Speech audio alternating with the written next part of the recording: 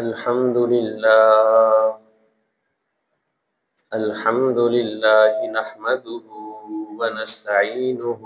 ونستغفره ونؤمن به ونتوکل علیہ ونعوذ باللہ من شرور انفسنا ومن سیئات اعمالنا من يهده الله فلا مضل له ومن يضلله فلا هادي له ونشهد أن لا إله إلا الله وحده لا شريك له ونشهد أن سيدنا ومولانا محمدا عبده ورسوله أما بعد فأعوذ بالله من الشيطان الرجيم بسم الله الرحمن الرحيم يأمرهم بالمعروف وينهاهم عن المنكر ويحل لهم الطيبات ويحرم عليهم الخبائث ويضع عنهم إصرهم والأغلال التي كانت عليهم فالذين آمنوا به وعزروه ونصروه وقال النبي صلى الله تعالى عليه وسلم الدين النصيحة صدق الله مولانا العظيم وصدق رسوله النبي الكريم ونحن على ذلك لمن الشاهدين والشاكرين والحمد لله رب العالمين رب اشرح لي صدري ويسر لي أمري واحلل عقدة من لساني يفقه قولي رب زدني علما رب زدني علما رب زدني علما سبحانك لا علم لنا إلا ما علمتنا إنك أنت العليم الحكيم اللهم صل على محمد وعلى آل محمد كما صليت على إبراهيم وعلى آل إبراهيم إنك حميد مجيد اللهم بارك على محمد وعلى آل محمد كما باركت على إبراهيم وعلى آل إبراهيم إنك حميد مجيد میرے واجب الاحترام معزز سامعین کرام، آپ بھائیوں سے گزارش ہے ذرا سامنے تشریف لے آئیں۔ مجلس کے آداب میں سے یہ ہوتا ہے کہ ظاہر بات ہے آپ گھر سے واعظ و نصیحت کو سننے کے لیے ہی جلدی آئے ہیں، تو کوشش کیا کریں کہ جتنا قریب بیٹھیں گے انشاءاللہ اجر و ثواب اس میں زیادہ ہوگا، کیونکہ آپ صلی اللہ علیہ وآلہ وسلم کی جو مجلس ہوتی تھی، صحابہ کرام رضوان اللہ تعالی علیہ مجمعین اس مجلس میں مل مل کر بیٹھتے تھے، ایسے مل کر بیٹھتے تھے کہ اگر کوئی چادر اوپر ڈال دی جائے تو کوئی اس میں سلوٹ نہیں پڑتی تھی، اور یہ ہمارے لیے مشعل راہ ہے، اور یہ جو مجالس ہے ان کی جو نسبت ہے وہ آپ صلی اللہ علیہ وآلہ وسلم کے ساتھ ہی جا کر ملتی ہے، کیونکہ انہی کے صدقے یہ ہمیں سب کچھ ملا ہے۔ تو کوشش یہ کیا کریں جب بھی کسی مجلس میں بیٹھیں، خاص طور پر جو دینی مجلس ہو، تو اس میں ایک تو جو بات کر رہا ہے ظاہر بات اللہ اور اس کے رسول کی بات کر رہا ہے، اس کی طرف توجہ ہونی چاہیے، اور یہ ادب بھی ہے کہ جب اللہ اور اس کے رسول کی بات ہو رہی ہو تو پھر علماء فرماتے ہیں کہ اپنا ذکر بھی بند کر دیں، کیوں قرآن اور حدیث آپ کے سامنے پڑھا جا رہا ہو اور آپ اپنے ذکر میں مشغول ہوں، اس کا مطلب جیسے توجہ سے سننا چاہیے تو وہ نہیں سن رہے۔ تو یاد رکھیں جو بندہ توجہ دھیان سے دین کی کوئی بات سنتا ہے، پھر جب وقت آتا ہے اللہ تعالیٰ اس کو یاد بھی دلاتے ہیں اور عمل کی توفیق بھی دیتے ہیں۔ خیر، اللہ رب العزت جو ہے ہمیں صراط مستقیم پر چلنے کی توفیق عطا فرمائے، اور اللہ اور اس کے رسول اور اللہ کے نبی کے صحابہ سے سچی محبت اور الفت عطا فرمائے، اور ان کے نقش قدم پر چلنے کی توفیق عطا فرمائے۔ گزشتہ چند جمعوں سے ہمارا ایک موضوع چل رہا ہے جس میں اللہ رب العزت کے حقوق سب سے پہلے بیان کیے تھے، اور پھر آپ صلی اللہ علیہ وآلہ وسلم کے حقوق کی طرف تھوڑی سی پیش قدمی کی ہے، اور بنیاد قرآن مجید کی ایک آیت کریمہ سورۃ اعراف کی، جس میں اللہ تعالیٰ نے اپنے پیارے حبیب کے حقوق کو بیان فرمایا ہے، اور حقوق بیان کرنے سے پہلے اللہ تعالیٰ نے کچھ صفات کو بیان فرمایا۔ گزشتہ جمعہ آپ صلی اللہ علیہ وآلہ وسلم کی کچھ صفات پہ بات ہوئی تھی کہ اللہ رب العزت فرماتے ہیں حضرت موسیٰ علیہ السلام کی دعا کے جواب میں کہ رحمت خاصہ جو ہے وہ ان لوگوں کو حاصل ہوگی جو میرے امی نبی اور رسول پر ایمان لائیں گے، اور فرمایا کہ وہ نبی جن کا تذکرہ یہ یہود و نصارہ اپنی کتابوں میں پاتے ہیں، ان پر جب تک ایمان نہیں لائیں گے میری خاص رحمت ان کی طرف متوجہ نہیں ہو سکے گی۔ پھر اللہ تعالیٰ نے اپنے اس رسول نبی امی کی صفات کو کچھ بیان فرمایا، جس کا تذکرہ پچھلے جمعے میں کچھ کیا تھا، یأمرہم بالمعروف وینہاہم عن المنکر۔ اللہ کے نبی کی یہ خاصیت تھی کہ وہ ہمیشہ نیکی کا حکم کرتے اور ہمیشہ برائی سے منع کرتے، اور اس بات کی آپ نے ترغیب بھی دی، اور خاص طور پر اس امت کے سپرد یہ کام ہوا ہے۔ ہمارا عقیدہ اور نظریہ یہ ہے کہ اللہ کے نبی صلی اللہ علیہ وسلم آخری نبی ہے، خاتم الانبیاء ہے، آپ کے بعد کسی قسم کا کوئی نبی بھی پیدا نہیں ہوگا، اور جو ہے ختم نبوت کے صدقے اللہ تعالیٰ نے اب یہ جو ذمہ ہے، کام ہے، یہ اس امت کے سپرد کیا ہے۔ اور آپ صلی اللہ علیہ وآلہ وسلم نے جب آخری خطبہ ارشاد فرمایا تھا حجۃ الوداع کے موقع پر، اس وقت صحابہ سے عہد لیا تھا اور پوچھا تھا حل بلغت، کیا میں نے پیغام پہنچا دیا ہے؟ تو صحابہ نے یک زبان ہو کر کہا تھا یا رسول اللہ، آپ نے پیغام پہنچایا نہیں بلکہ حق ادا کر دیا ہے۔ اس بات پر اللہ کے نبی صلی اللہ علیہ وسلم نے اپنی شہادت کی مبارک انگلی آسمان کی طرف اٹھائی اور فرمایا اللہم اشہد اللہم اشہد اللہم اشہد، 3 مرتبہ عرض کیا اللہ تو گواہ رہنا، تو گواہ رہنا، تو گواہ رہنا۔ آج 1.25 لاکھ صحابہ کا مجمع جو ہے میری بات کی گواہی دے رہا ہے کہ میں نے تیرا پیغام صرف پہنچایا نہیں بلکہ حق ادا کر دیا، یا اللہ تو اس پر گواہ بن جا۔ پھر اللہ کے نبی نے ایک جملہ ارشاد فرمایا تھا فَلْيُبَلِّغْ شَاهِدُ الْغَائِبَ، اب جو موجود ہے، جو حاضر ہیں، جن تک میرا پیغام پہنچ چکا ہے، اب ان پر لازم ہے کہ میرا پیغام آنے والے لوگوں تک پہنچائے۔ پھر اس ارشاد کو لے کر صحابہ کرام بکھر کے پوری دنیا کے اندر، آپ کو پوری دنیا میں کہیں نہ کہیں بعض ممالک میں صحابہ کرام کی قبور ملیں گی۔ کیوں انہوں نے مکہ اور مدینہ وہ مقدس فضائیں چھوڑی کہ مکہ میں نماز پڑھنے پر 1 لاکھ نماز کا اجر، مدینہ طیبہ میں مسجد نبوی میں نماز پڑھنا 50,000 نمازوں کے برابر، یہ مقدس فضائیں چھوڑی صرف اللہ کے نبی کے اس پیغام کو لے کر دنیا میں پھیلے، تاکہ یہ دین ہمارے اب ذمے ہے، تو جو ہے ہم اپنا جہاں تک ہمارے سانس باقی ہے ہم یہ دین لوگوں تک پہنچا دیں۔ اور اللہ کے نبی نے ایک اعلان یہ بھی فرمایا پوری امت کے لیے، فرمایا کہ بلغوا عنی ولو آیا، اگر میری ایک بات بھی تم تک پہنچ چکی ہے تو بس اس کو اپنے جسم میں رکھ کے قبر میں مت جانا، بلکہ فرمایا کہ اس کو دوسروں تک پہنچاؤ، یہ ہماری ذمہ داری ہے۔ اللہ کے نبی نے حکم فرمایا اس حدیث مبارکہ میں۔ اس لیے ہمیں ہر جو کلمہ کو مسلمان اس کو یہ سوچنا چاہیے کہ جو دین میرے تک ہے، مجھے پہنچ چکا ہے، یا جو میں حاصل کر چکا ہوں، یا اللہ اور اس کے رسول کی جو بات میرے تک پہنچ چکی ہے، اب مجھ پر لازم ہے کہ میں وہ بات آگے پہنچا دوں، تاکہ کوئی محروم نہ رہے، اور جو ہے میں بھی کل روز محشر اللہ تعالیٰ مجھ سے پوچھ لے کہ میرے نبی کی فلاں بات تجھے یاد تھی، تجھے پتا تھا، تو خود تو عمل کرتا تھا، لوگوں تک کیوں نہیں پہنچائی، تو میں کیا جواب دوں گا؟ اس لیے لازم ہے کہ ہم ایسی مجالس میں بیٹھیں جہاں اللہ اور اس کے رسول کی بات ہو رہی ہے، اس کو ادب و احترام سے سنیں، پھر جب موقع آئے گا خود بھی عمل کریں اور بھی لوگوں تک بھی پہنچائیں، خاص طور پر اپنی اولاد کی تربیت اچھی طرح کریں، ان کو دین کی سمجھ بوجھ دے کر جائیں۔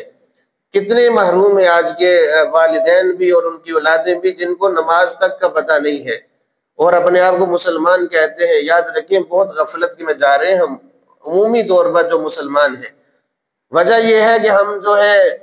نماز، اگر بعض تو ہے اللہ تعالیٰ معاف فرمائے صرف جمعے والے دن ہی ان کی شکل دیکھنے کو ملتی ہے، پورا ہفتہ نظر نہیں آتا۔ بعض ایسے بھی اللہ کے بندے ہیں کہ صرف عید والے دن نظر آتے ہیں، پورا سال نظر نہیں آتے۔ یاد رکھیں یہ ائمہ مساجد جو ہے یہ اللہ تعالیٰ نے ایک منصب دیا ہے، یہ اللہ کے نبی کے وارث ہیں، اس مصلی رسول کے وارث ہیں، ان سے بھی پوچھا جائے گا روز محشر، یہ گواہی دیں گے۔ اور جہاں بھی آپ رہتے ہیں دنیا میں، جس مسجد میں بھی جاتے ہیں، خاص طور پر ائمہ کرام کے قریب رہا کریں، ان سے مصافحہ کریں، کل روز محشر انہوں نے گواہی دینی، آپ کی نمازوں کے یہ گواہ ہوں گے۔ اور کیسی مقدس وہ گواہی ہوگی کہ علماء جس کی گواہی کے لیے روز محشر کھڑے ہوں گے کہ یا اللہ یہ تیرا بندہ 5 وقت جو ہے تیرے گھر کی حاضری دیتا تھا، سستی نہیں کرتا تھا، یعنی اپنی نیکیوں پر نیک لوگوں کو گواہ بنانا چاہیے بندے کو، تاکہ وہ گواہ بن جائے، روز محشر وہ گواہی ہمارے کام آئے۔ تو آپ صلی اللہ علیہ وآلہ وسلم کی کوئی بات سنیں، اس کو آگے پہنچانے کی فکر کرے، کو جہاں موقع ملے، جہاں کوئی مناسب موقع دیکھے، وہ بات آگے منتقل کر دے،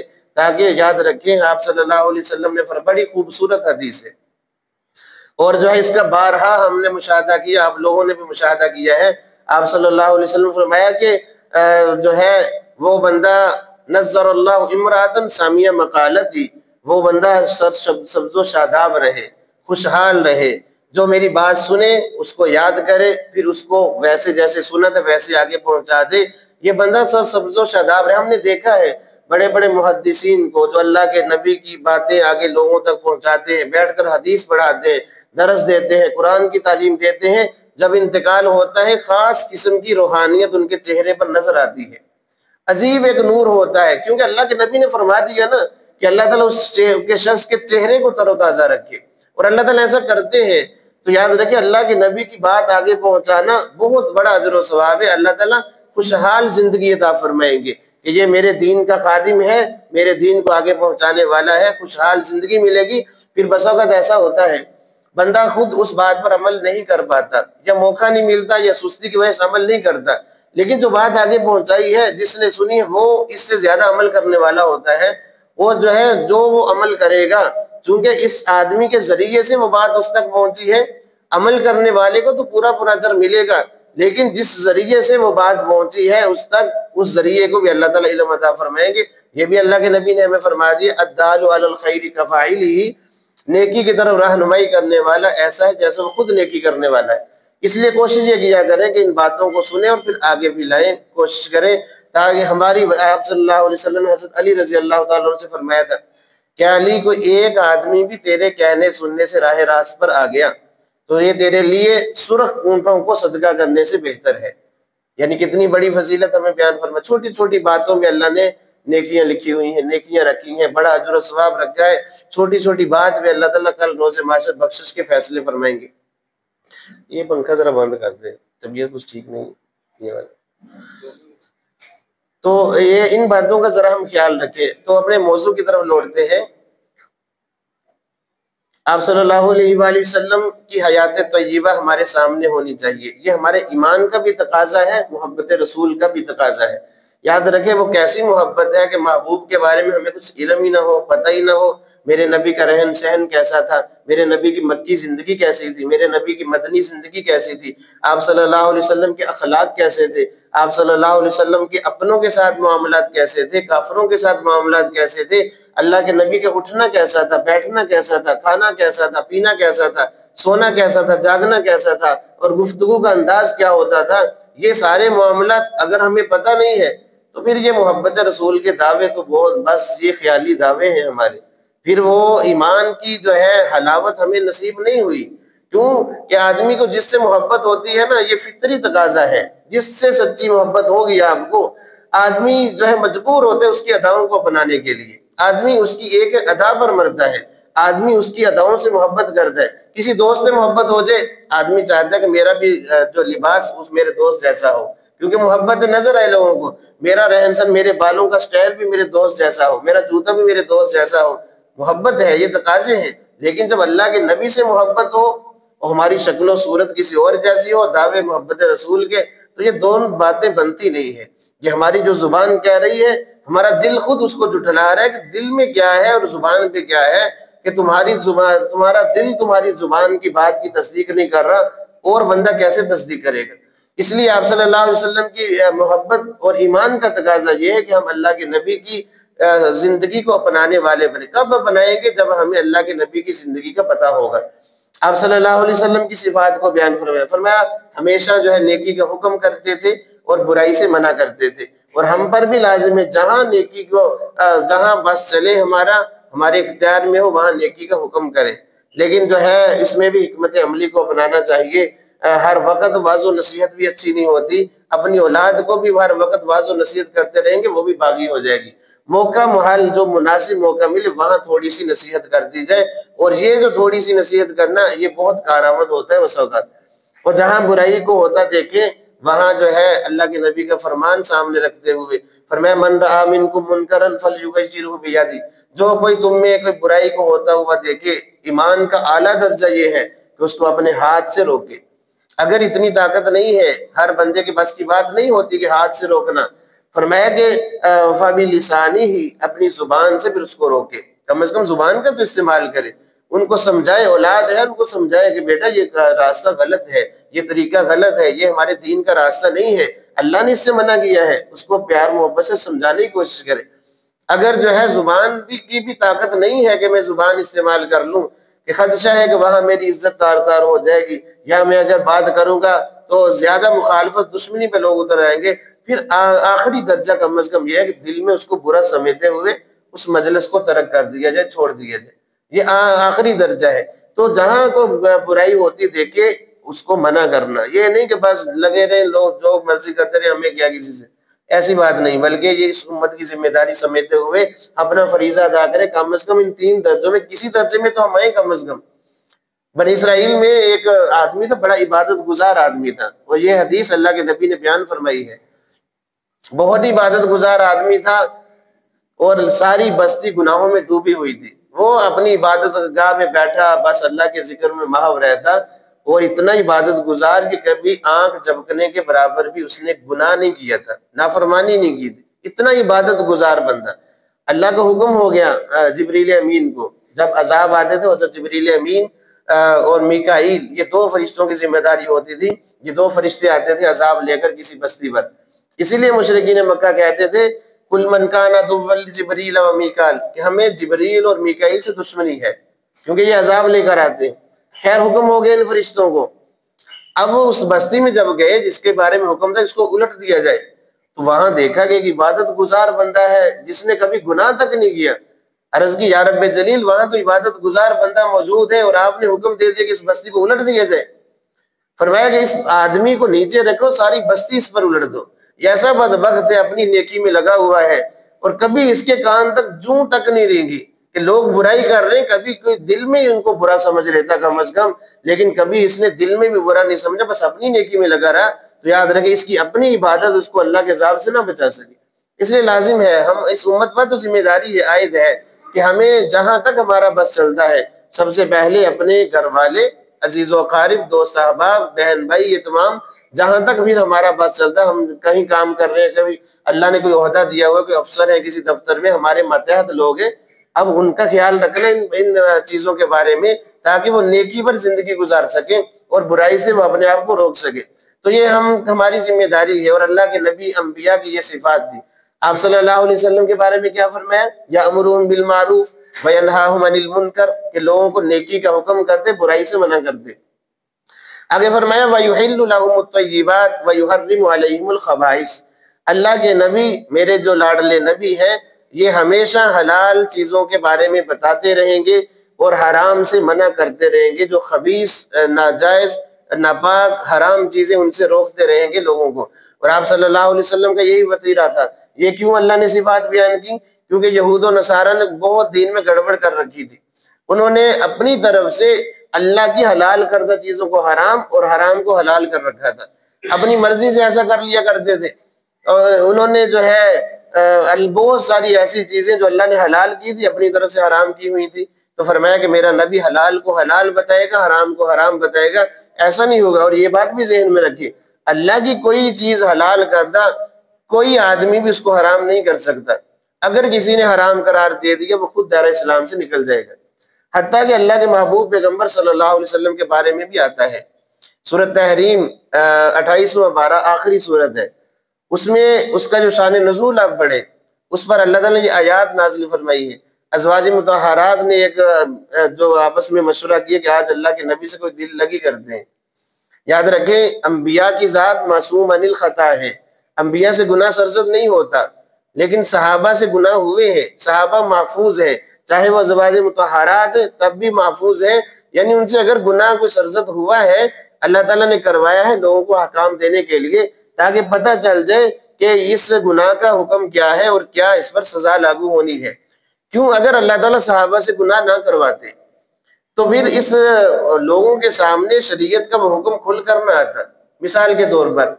اللہ کا حکم آ گیا السارق والسارقۃ فاقطعوا ایدیہما جزاء بما کسبا نکالا من اللہ، چوری کرنے والا مرد ہو یا عورت اس کا ہاتھ کاٹ دیا جائے، اللہ کا حکم آ گیا۔ اب اس حکم کو نافذ کون کرے گا؟ ظاہر بات ہے کوئی واقعہ ہوگا تو نافذ ہوگا اور لوگوں کے سامنے بات آئے گی۔ اب صحابہ سے ایک گناہ ہوا، ایک عورت نے فاطمہ نامی خاتون تھی قبیلہ مخزوم کی، اس نے چوری کی، ثابت ہوگی چوری، اور جو ہے حضرت اسامہ بن زید رضی اللہ تعالیٰ عنہ اللہ کے نبی کے بڑے لاڈلے صحابی تھے، انہوں لوگوں نے ان سے کہا کہ آپ سفارش کریں اللہ کے نبی سے کہ اس کا ہاتھ نہ کاٹیں، کیونکہ جب قاضی کی عدالت میں مقدمہ آ جائے اور پھر جو ہے اس پر لازم ہو جاتا ہے کہ اللہ کی حد کو نافذ کرے جو اللہ نے حکم دے دیا ہے، اگر وہ قاضی وقت کا حکمران حد کو نافذ نہیں کرے گا وہ خود گناہگار ہوگا، اللہ کی پکڑ میں آئے گا، اس پر لازم ہے۔ ہاں مقدمہ لوگوں میں رفع دفع ہو گیا، کوئی یہ ثابت نہیں ہوا یا بس قاضی تک نہیں پہنچا تو ظاہر بات ہے وہ پابند نہیں ہے، لیکن جب پہنچ جائے پھر وہ پابند ہو جاتا ہے کہ اس کو حد کو نافذ کرے۔ اب یہ واقعہ آ گیا، اب لوگوں نے حضرت اسامہ بن زید سے کہا کہ آپ ذرا سفارش کریں، آپ اللہ کے نبی کے لاڈلے صحابی ہیں، آپ کی بات مان لیں گے۔ آپ صلی اللہ علیہ وسلم سے انہوں نے جب سفارش کی تو آپ صلی اللہ علیہ وسلم غضبناک ہو گئے، بہت ڈانٹا اور غصے میں آئے، فرمایا کہ تم سے پہلی قومیں اسی لیے برباد ہوئی ہیں کہ ان میں کوئی امیر آدمی گناہ کرتا اس کو چھوڑ دیا جاتا، کوئی غریب گناہ کرتا تو اس کو پکڑ لیا جاتا، سزا دی جاتی۔ فرمایا کہ آج فاطمہ بنت محمد بھی چوری کرتی تو میں اس کا بھی ہاتھ کاٹ دیتا۔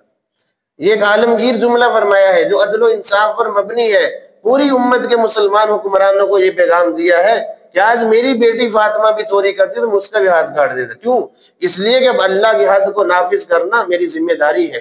اب یہ معاملہ ہوا تب لوگوں کے سامنے یہ مسئلہ کھل کر آیا کہ اللہ کے نبی نے اس حد کو نافذ کیا ہے۔ زنا کی سزا اللہ نے بیان فرمائی، صحابہ سے ہوا ہے، ایک عورت تھی اس سے گناہ ہو گیا،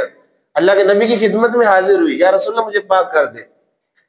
تو بتایا کہ مجھے حمل ہے۔ آپ صلی اللہ علیہ وسلم فرمایا کیونکہ جب اقرار بندہ کر لے پھر گواہوں کی ضرورت نہیں رہتی، 4 گواہ اس وقت ہوتے جب بندہ انکاری ہو اور وہ 4 گواہ پھر پیش کرے پھر ثابت ہوتا ہے، جب بندہ خود اقرار کر لے پھر گواہوں کی ضرورت نہیں رہتی۔ آپ صلی اللہ علیہ وسلم فرمایا کہ اچھا ٹھیک ہے چلی جائے واپس، جب بچہ پیدا ہو جائے پھر آنا، کیونکہ بچے کا تو کوئی قصور نہیں ہے۔ اب دیکھیں کیا ایمان تھا اس عورت کا اور کیا حوصلہ تھا۔ اب جو ہے 9 مہینے کے بعد بچہ پیدا ہوا، کوئی ایمان میں کوئی جو ہے کوئی تذبذب کوئی ڈگمگاہٹ نہیں ہوئی، بلکہ وہ اللہ کے نبی کے پاس بچے کو لے کر آئی، یا رسول اللہ مجھے پاک کر دے۔ کیوں؟ آخرت سامنے تھی کہ اگر جرم ہو گئے تو دنیا میں اس کا کفارہ ادا ہو جائے، روز محشر اللہ کی عدالت میں رسوائی نہ ہو۔ اب دیکھیں آپ صلی اللہ علیہ وسلم نے فرمایا کہ اب یہ بچہ ابھی دودھ پیتا بچہ ہے، ماں پر لازم ہے کہ 2 سال اس کی رضاعت کرے اور دودھ پلائے، جب بچہ یہ کھانے پینے کے قابل ہو جائے تب یہ بچہ میرے پاس لے کر پھر آنا میرے پاس، پھر میں حد نافذ کروں گا۔ اب وہ عورت گئی، اب 2 سال دودھ پلایا، بچہ چلنے پھرنے کے قابل ہوا، کھانا کھانے کے قابل ہوا، اللہ کے نبی کی خدمت میں لے کر آئی، بچے کو انگلی سے پکڑا ہوا اور جو ہے روٹی کا لقمہ بچے کے ہاتھ میں وہ کھا رہا ہے، اللہ کے نبی کی خدمت میں حاضر۔ اب کیسا ایمان تھا، وگرنہ اگر جو اقرار کرنے والا انکار کر دے کہ میں نے گناہ نہیں کیا، اب شریعت کا حکم یہ کہ اس پر حد نافذ نہیں ہوگی، تعزیراً جو بھی سزا ہو لیکن حد ساقط ہو جاتی ہے اگر وہ انکار کر دے۔ کیسا ایمان تھا کہ اب 2 سال 9 مہینے وہ گزرے، 2 سال یہ گزرے اور پھر بھی اقرار کری یا رسول اللہ مجھے پاک کر دے۔ پھر آپ صلی اللہ علیہ وآلہ وسلم نے حکم دے دیا کہ سنگسار کر دیا جائے، کیونکہ شادی شدہ عورت مرد یا عورت زنا کر لے تو اس کا حکم شریعت کا یہ ہے کہ سنگسار کیا جائے۔ اب جو ہے صحابہ موجود تھے، ان کو پتھر جب لگے تو خون کے چھینٹے حضرت خالد بن ولید رضی اللہ تعالی عنہ پر پڑے۔ اب میں یہ بتانا چاہتا ہوں کہ یہ اللہ نے گناہ کروائے ہیں تاکہ آنے والے لوگوں کو پتہ چل جائے کہ حد کو نافذ کیسے کرنا ہے۔ اگر گناہ ہی نہ ہوتا، کوئی حد نافذ نہ ہوتی، تو بعد میں سب لوگ یہی کہتے کہ ہمارے سامنے تو کوئی ایسی مثال نہیں، ہم حد نافذ کیوں کریں؟ ہر بندہ یہ کہہ سکتا تھا وقت کا حکمران، اللہ تعالیٰ وہ سارے راستے بند کر دیے، خود یہ حد نافذ کی ہے اللہ کے نبی صلی اللہ علیہ وسلم نے، تاکہ بعد والوں کو پتہ چل جائے کہ شریعت کا اس میں حکم کیا ہے۔ اب دیکھیں، میں بتانا یہ چاہتا ہوں کہ صحابہ محفوظ ہے، مطلب ان سے گناہ اگر سرزد ہوا ہے تو دنیا میں ان کا اس کا کفارہ ادا ہو گیا، اللہ رب العزت نے ان کو پاک صاف کر کے جو ہے موت دی ہے، کلمہ پر ایمان کی حالت میں موت آئی ہے، اور سب کے بارے میں اللہ تعالیٰ نے فرما دیا رضی اللہ عنہ ورضوا عنہ، کہ میں ان سے راضی، وہ مجھ سے راضی، اور فرما دیا کلم وعد اللہ الحسنی، سب سے میں نے جنت کا وعدہ کیا ہوا ہے۔ اب اس خاتون کو جب پتھر لگے، خون کے چھینٹے حضرت خالد بن ولید رضی اللہ تعالیٰ عنہ بر پڑے، انہوں نے ذرا ناگواری کا محسوس کی اور کراہت محسوس کی، نفرت کی کہ خون کے چھینٹے، ظاہر بات ہے خون ناپاک اور نجس ہے۔ آپ صلی اللہ علیہ وسلم نے دیکھا ان کی ناگواری کو، فرمایا کہ خالد، اس خاتون نے ایسی توبہ کی ہے، اگر مدینے والوں پر تقسیم کر دی جائے تو اس کی توبہ کی برکت سے اللہ تعالیٰ سب کی بخشش کا فیصلہ فرما دے۔ اب اندازہ کریں کہ یہ گناہ تو کروایا تھا کہ لوگوں کو پتہ چل جائے حد کیسے نافذ ہونی ہے، لیکن صحابہ کو محفوظ طریقے سے اللہ تعالیٰ دنیا سے لے گئے، ان کا ایمان بھی سلامت تھا، محبت رسول بھی سلامت تھی، اور جنت کے ٹکٹ بھی ان کو مل چکے تھے۔ اب دیکھیں ازواج مطہرات، وہ بھی چونکہ انسان تھی، کبھی ان سے لغزش تھوڑی بہت ہوئی ہے، اللہ تعالیٰ فوراً تنبیہ فرمائی ہے، سورۃ تحریم آپ پڑھ کر دیکھیں، بڑی سخت تنبیہ کی اللہ تعالیٰ ازواج مطہرات کو۔ اب انہوں نے میٹنگ کی تھوڑی سی کہ ہم دل لگی کرتے ہیں اللہ کے نبی سے، اور ایک خاتون نے کہہ دیا کہ آپ کے منہ سے مغافیر کی بو آ رہی ہے، تو آپ صلی اللہ علیہ وسلم نے فرمایا کہ میں نے مغافیر استعمال، ایک بوٹی ہوتی تھی جس سے کوئی سمیل پیدا ہوتی تھی، آپ صلی اللہ علیہ وسلم نے پوری زندگی ایسی کوئی سبزی کوئی چیز نہیں کھائی جس سے سمیل پیدا ہوتی ہے، پیاز کچا نہیں کھایا کرتے، منع نہیں ہے، کھا سکتے ہیں ہم، لیکن اللہ کے نبی صلی اللہ علیہ وسلم نہیں کھاتے تھے، وجہ یہ تھی، فرماتے تھے میرے پاس جبریل امین کا وحی کا آنا جانا رہتا ہے، اور فرشتے اس بو کو پسند نہیں کرتے، اس وجہ سے میں ایسی چیز استعمال نہیں کرتا۔ اور آپ صلی اللہ علیہ وسلم نے یہ بھی فرمایا جب مسجد میں آئے تو ایسی چیز کھا کر نہ آئے جس کی سمیل سے لوگ پریشان ہوں، فرمایا کہ فرشتوں کو بھی اس سے کراہت ہوتی ہے۔ اب آپ صلی اللہ علیہ وسلم سے کہہ دیا دل لگی کے طور پر، تو اللہ کے نبی نے فرمایا کہ میں نے تو یہ بوٹی استعمال نہیں کی، میں نے تو شہد استعمال کیا ہے، تو خیر اگر آپ کو ناگوار لگتی ہے تو میں قسم اٹھاتا ہوں کہ آج کے بعد میں شہد نہیں پیوں گا۔ اب قسم اٹھا لی،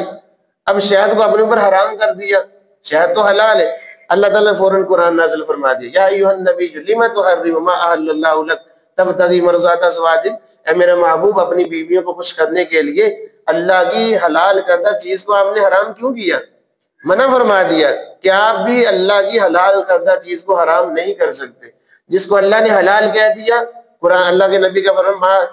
الحلال ما احل اللہ والحرام ما حرم اللہ، حلال وہ ہے جس کو اللہ نے حلال کیا، حرام وہ ہے جس کو اللہ نے حرام کر دیا۔ آپ صلی اللہ علیہ وسلم نے قسم کا کفارہ ادا کیا اور پھر شہد کو استعمال کرنا شروع کر دیا، یعنی اللہ تعالیٰ نے اس طرح تنبیہ فرما دی، فرمایا کہ میری نبی کی صفت یہ ہے، اللہ کی حلال کردہ چیزوں کو حلال بتائیں گے، جو حرام کردہ چیزیں ہیں ان کو حرام بتائیں گے، یہود و نصارہ کی طرح گڑبڑ نہیں کریں گے اس معاملے میں کہ حلال کو حرام کر دیا، حرام کو حلال۔ اور یاد رکھیں یہ ایک اصول اللہ تعالیٰ نے دے دیا کہ اللہ کی کسی حلال کردہ چیز کو کائنات کی کوئی طاقت حرام نہیں کر سکتی۔ اللہ نے سود کو حرام قرار دے دیا ہے، ساری دنیا کے مولوی بھی مل جائے زور لگا لیں اس کو حرام نہیں کر، جو حرام قرار دی اس کو حلال نہیں کر سکتے، کیونکہ سود کو اللہ نے حرام قرار دے دیا ہے، اس لیے ہیلے بہانے کرنا ایسی چیزوں کے بارے میں وہ بھی ایک مسلمان کو سیب نہیں دیتا۔ اللہ رب العزت سے دعا ہے کہ اللہ تعالیٰ ہمیں ان تمام باتوں پر عمل کرنے کی توفیق عطا فرمائے۔ وآخر دعوانا الحمدللہ رب العالمین، سنت ادا فرمائے۔